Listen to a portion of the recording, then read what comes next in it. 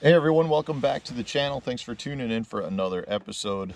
Really excited to finally get out on the water here in Wisconsin and show you what this guy, the Core Tackle Shimmy Rig, can do. You know, this is one of the more versatile baits that I think at least Core Tackle has ever made. I think it's an extremely versatile bait that doesn't have a wrong time to be used.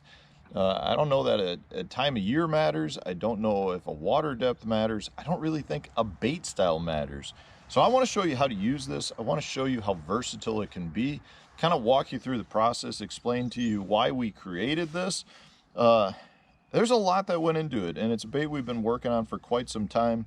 You know, we originally set out to make it to have a bait, have a hook that would allow minnow style baits to start to swim. And what I mean by that is let it on the fall swim like we've done with the Ozark rig. But the Ozark rig is better for your Texas style baits, you know, where you're going to rig it weedless. In this case, we wanted something to take for a minnow and make it swim. And what we actually have done is created a bait that's so much more versatile than just good for your minnow style baits. It's good for your soft stick baits. It's good for creature style baits. It's good for worms. And it's really easy to use. In this case, all you need to do is slide it up your hook just like you would any other normal jig head. So in this case, I'm just going to slide, this is a Zoom Fluke, and I'm just going to slide it up the hook and rig it like you would just pretty much any standard plastic. Push it up onto the keeper, and there you go. That's it right there. Really simple and straightforward.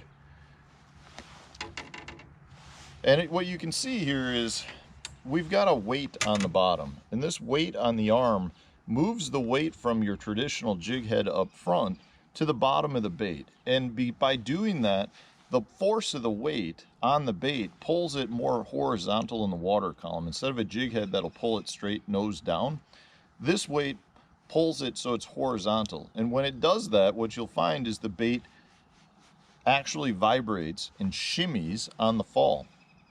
It's really cool to see how different it is on so many different baits.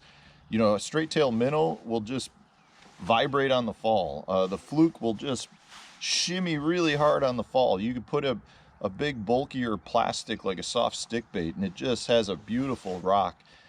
I don't know that there's a wrong bait to use it with. You just get a different movement out of it all. And with respect to that weight too, you can see we've got a little eye on the back.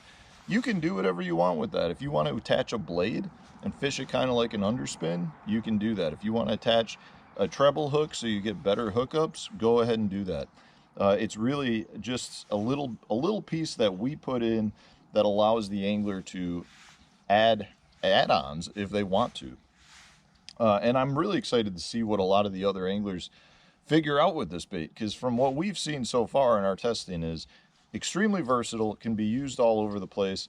You know, for me, this will actually be my first true spring fishing it. We started fishing prototypes in the summer, and I did a lot of my prototype testing fishing it around deep weed lines and had tons and tons of success. So let's get out on the water. Enough talking. Let's show you how to use it, kind of walk you through some of it, and hopefully catch you a few fish.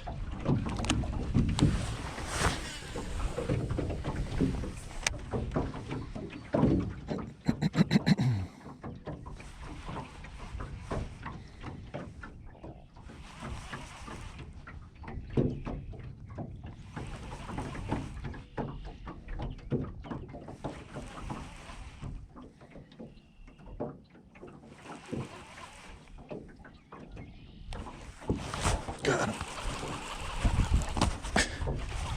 Not a big one. Hit that right on the fall. Took a few minutes and that was about it. And look how he ate that. Not a big fish, but he wanted it. One of the keys, man, he's got that thing locked. One of the keys to this bait is really letting the bait do the work for you. And what I mean by that is, you know, let the bait fall, because like with the fluke on the fall, the tail is just going really good.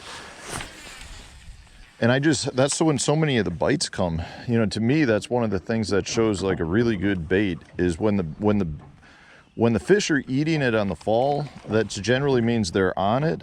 And then when you let it fall, the bait's doing something to actually get the fish to to commit to it. So that's one way to do it, is with the sweep. Another way I like to do it is let it fall, and then I'll just fish it like a hair jig. I'll just burn the reel handle a few times, get that bait to come up, and it swims pretty much straight at you, and then I just let it fall. And you can do this if you want to let it fall all the way to the bottom. You can do it if you want to fish for suspended fish and retrieve it. This guy's torn up from that last bite. But if you want to burn it and fish it higher up in the water column, you can do that too. You let it fall a little bit, burn it, let it shimmy, burn it, so you're almost just fishing it somewhere through, suspended in the water column. That works great. You can straight retrieve it. If you want to put a blade on the back and fish it just like a underspin, you can do that. If you want to tight line it and let it fall, it'll just tight line with a slow shimmy on the fall.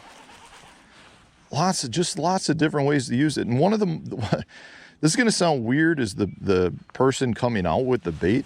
One of the things I'm looking forward most is to having you guys tell me how you like to fish it. I got to put a new bait on. This guy's torn up. That last fish pulled her down.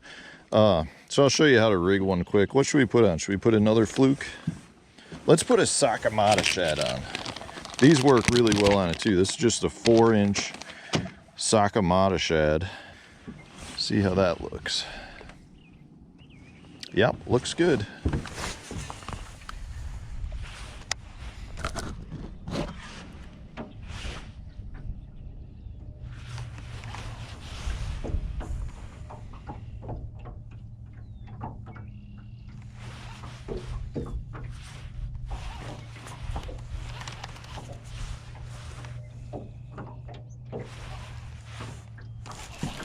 There he is. Man, they are cold. That one feels good. Oh, that's a decent one. God, he's got that thing down there too. Look how good they're eating that. It was a second cast with the Sakamata shad. So these fish, I mean, we're sitting here in 40-degree water temps, cold water. One thing I like with a lot of the minnow baits is they've got that belly slit and you can put the weight right in there.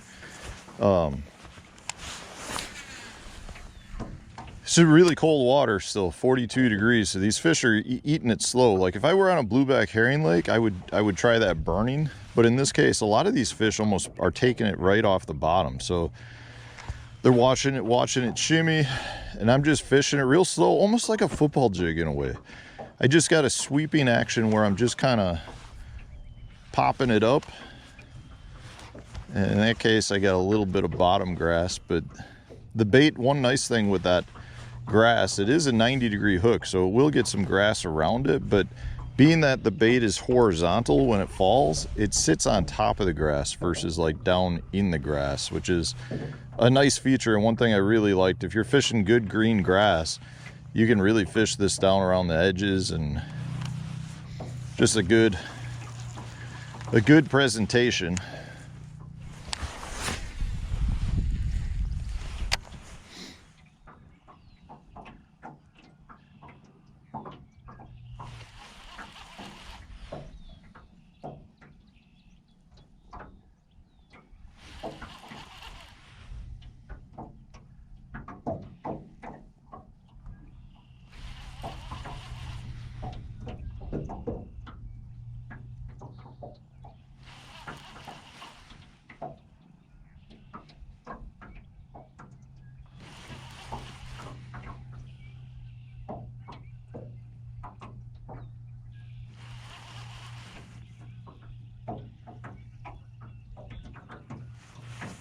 He got it right by the boat. That's a nice one. He's got it way down there too. Not a giant. They like that Sakamata on there. It's such a fun bite.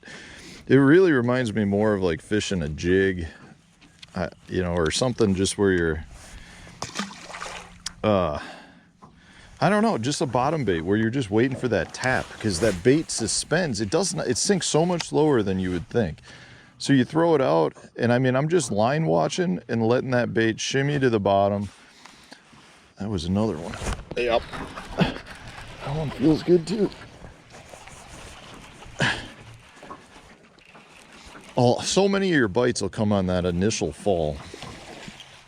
I mean, they're not giants, guys, but I'm having fun, especially in this really cold water. You can see that Sakamata is holding up good. One tip with a lot of your straight tail baits, so I actually cut about 1/8 of an inch off the tip just to be able to give it a little flush spot, but it swims so good on this. The Sakamatas are so soft, but even with the flukes, if you want to cut just a little bit off the tip, that'll really allow them to push up better. But like I was saying, I throw it out, I keep a controlled slack line, I'm watching for any drops. In this cold water, I'm not adding a whole lot of speed, I'm just reeling it. I do have a fast reel, it is an 8.3, so I am moving it decent. Controlled line, letting it shimmy back to the bottom. So in this case, I mean, what I'm finding right now is they don't necessarily want it moved real fast. If I wanted to move it a lot faster, I would actually like give it a sweep and then let it fall. But in this case, it's just cold water. I really think they're looking for that dying bait fish kind of look. And this Sakamata is getting a little torn up. You could put a little drop of glue on there if you wanted, but she's still holding up. But if you're one that likes line watching, this is one of those baits that is such a good technique for that. You know, I'm only, like I said, I'm only in probably 6 foot of water here. And you'd think, so this is the 3/0, I think this is the 3/16 ounce size. We've got several different sizes. We got a 1/4 and a 3/16 and a 3/0 hook, and a 1/4 and a 3/8 ounce in the 5/0 hook. And sometimes you got to play around with the bait a little bit. You got to find the right weight to get that bait to drop at the right speed to get it to shimmy. So, you know, if it doesn't work on the 3/16 as good as you'd like, put it on the 1/4. You might find that it works way better on the 1/4 ounce. Or drop down a size just a tad too, and you'll find that might make a difference as well. So it's really about having the right weight to pull the bait down at the right speed to have just enough of that shimmy in it. So sometimes you really got to play around with that just a little bit.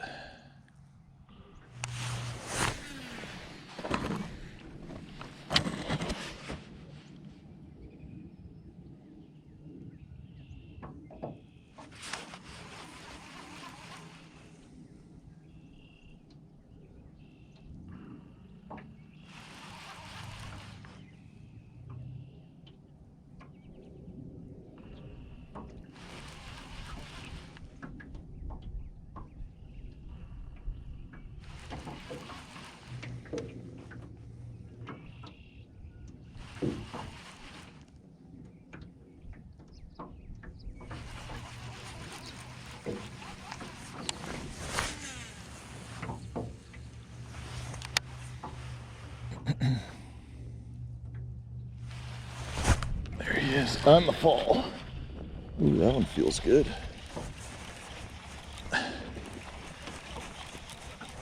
Shimmy, shimmy, Cocoa Pop. You gonna let me ski you in?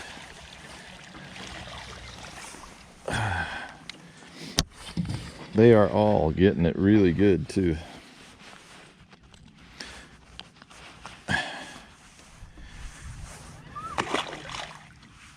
Not giants, but we'll take them. We will take them. That one hit right on the fall. So many of your bites will come right on the fall because it's that initial swim in. I love that.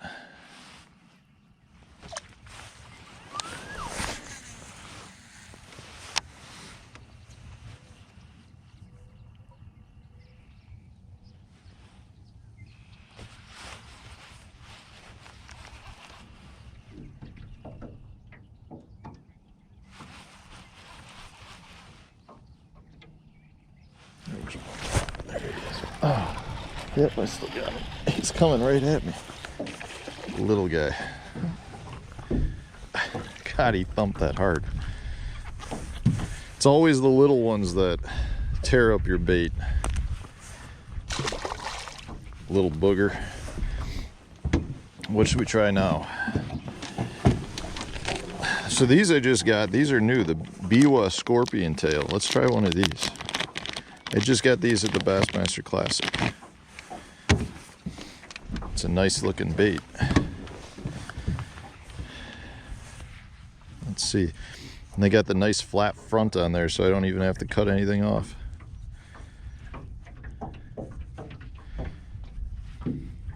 So you guys, I'm fishing a little darker water, so you might have some trouble seeing what that looks like. That's like that was made for it looks like. Yeah, it's got a nice shimmy. Nice shimmy, as we like to say in the core tackle business. Man, I cut my finger bad yesterday. It hurts to put my hand on the reel.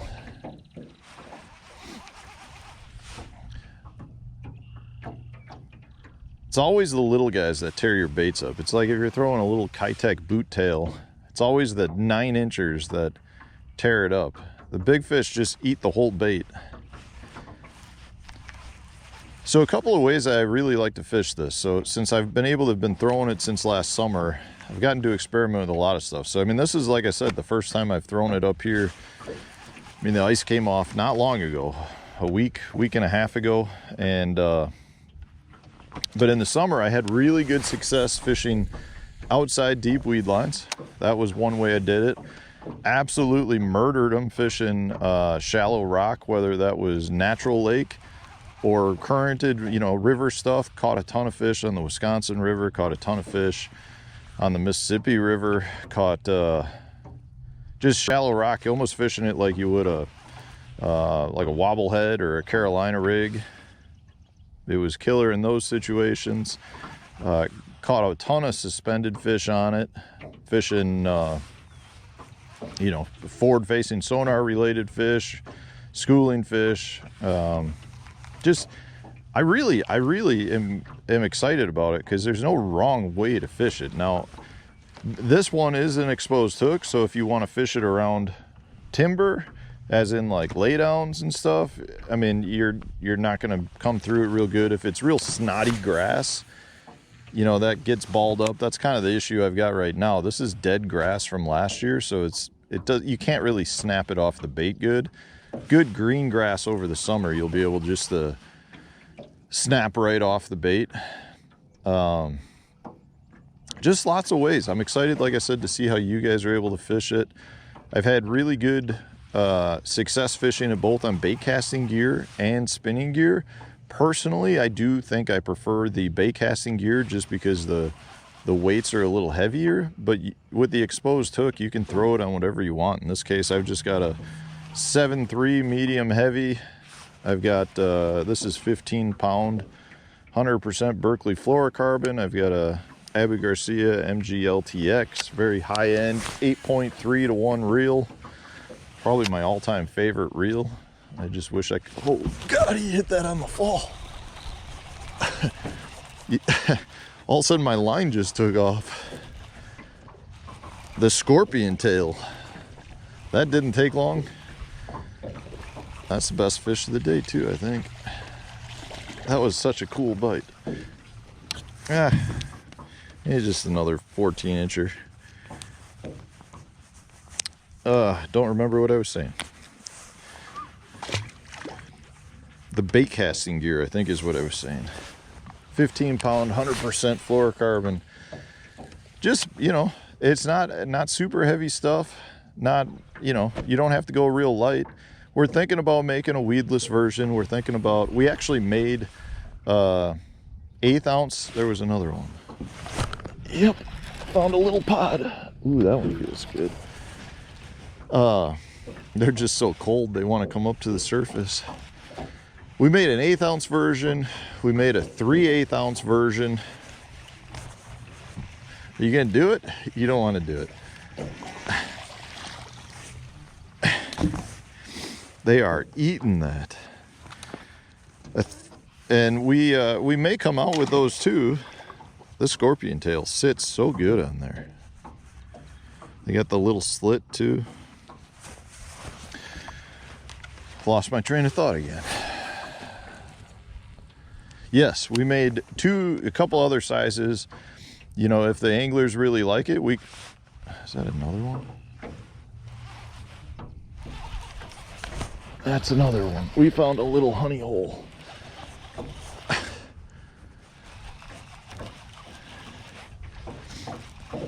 If you guys like them, guys, we'll come out with other sizes. I love them. That's a decent one.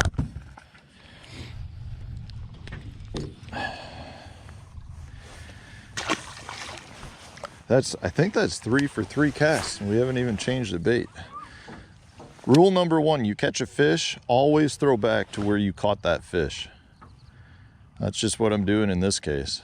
That's like rule number 1, guys. I don't care where you are, species of fish you're fishing for, always throw right back to where you caught that fish. You'll be amazed at how many fish you catch from that. Oh, there was another one. Yep.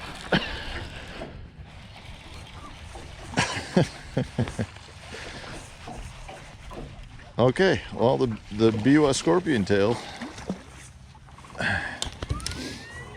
is gone 4 for 4 now. I think I've only made 5 casts with it. Is that all I've made? She's still on there. Really good. Oh, I missed, guys. That was a bad cast. I just threw off to the side about, I'm gonna say 20 feet from where I was. I bet I don't get bit. I bet I don't get bit.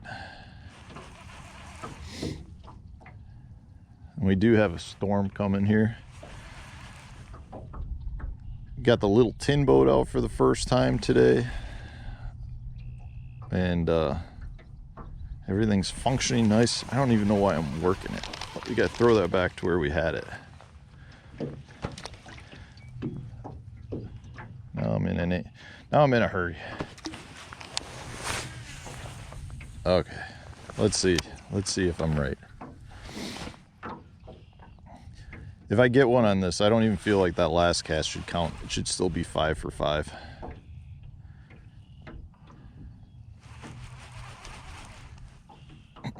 Shimmy, shimmy, Cocoa Pop, guys. This is, I love this bait. I feel like we've come out with something that's really unique, really cool. I think we can apply it to a bunch of other baits. Like I said, don't just throw minnow baits on it either. You make sure you can, fish it on a soft stick bait, work great. The Berkley Max Scent 4 1/4 inch flatworm is great. So many good options. I'm gonna leave it with there. I don't know if you guys can see. It's starting to rain. I gotta put some stuff away in the boat. There you go. That's the bait. That's the bait, guys. Right there. It's dynamite. Dynamite. Core Tackle shimmy rig. I'll put links to all this in Tackle Warehouse so you guys can pick some up if you want them. There's limited quantities right now. And I don't expect them to last too long, to be honest with you. They're crushing. Okay, I don't know why I made a cast. It's raining. I gotta go. See you guys.